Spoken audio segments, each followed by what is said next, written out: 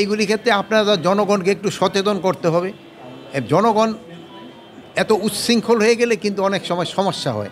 যেন এই চাঁদাবাজি যেন না হয় এবং ছিনতাই যেন না হয়, এই জন্য আমরা ব্যবস্থা নিচ্ছি এবং আমাদের কার্যক্রম থাকবে।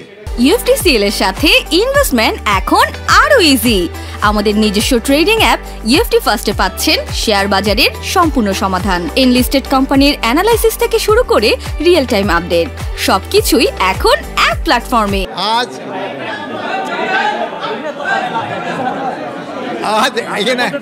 আজ এখানে আসছিলাম ট্যুরিস্ট পুলিশদের সদর দপ্তর পরিদর্শনের জন্য। তা আপনারা জানেন যে আমাদের এই ট্যুরিস্ট পুলিশ 2013 সালে এটা প্রতিষ্ঠিত হয়েছে।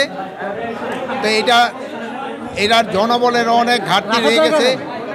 এদের নিজস্ব কোনো থাকার জায়গা নাই এবং এদের যানবাহনের অনেক সমস্যা আছে। এইগুলি তাদের কাছে শুনলাম এবং তারা অনেক জায়গায় অনেক ভালো কাজও করে যাচ্ছে। এবং আমাদের দেশে যে ট্যুরিস্ট পুলিশটা যদি খুব ভালো অ্যাক্টিভ হয়, তবে বিদেশি ট্যুরিস্টও কিন্তু আমাদের দেশে আসবে। এইটা আমাদের দেশে কিন্তু অর্থনীতিতে একটা বড় ধরনের অবদান রাখবে। এই জন্য এই ট্যুরিস্ট পুলিশটাকে আরও কীভাবে তাদের সংখ্যা বাড়ানো যায়, তাদের যানবাহন বাড়ানো যায়, তাদের থাকার ব্যবস্থা করা যায়। এখানে দেখলেন যে ট্যুরিস্ট পুলিশ একটা ভাড়া বিল্ডিংয়ে থাকে, তাদের নিজস্ব একটা বিল্ডিং হওয়া দরকার।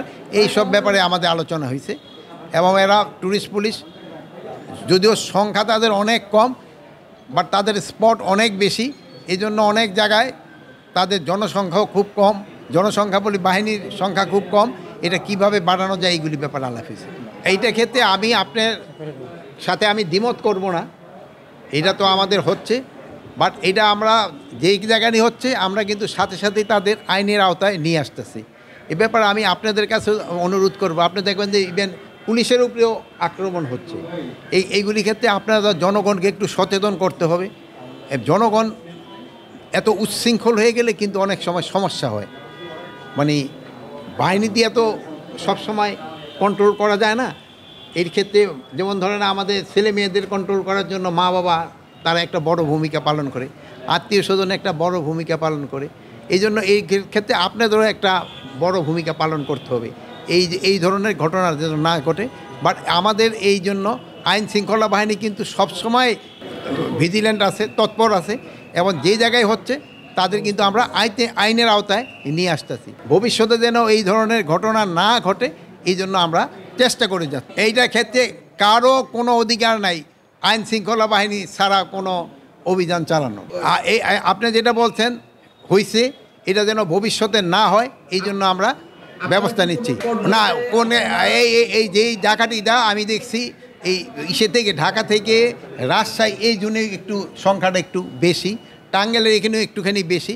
এগুলি যেন না হয়, এই জন্য ওই এলাকায় যারা আইন শৃঙ্খলা বাহিনী আছে তাদের আমরা ইনস্ট্রাকশন দিয়েছি এবং তারা আগের থেকে অনেকটা মনে হয় ভিজিল্যান্ট হচ্ছে। ঈদের ক্ষেত্রে যেন এই চাঁদাবাজি যেন না হয় এবং ছিনতাই যেন না হয়, এই জন্য আমরা ব্যবস্থা নিচ্ছি এবং আমাদের কার্যক্রম থাকবে।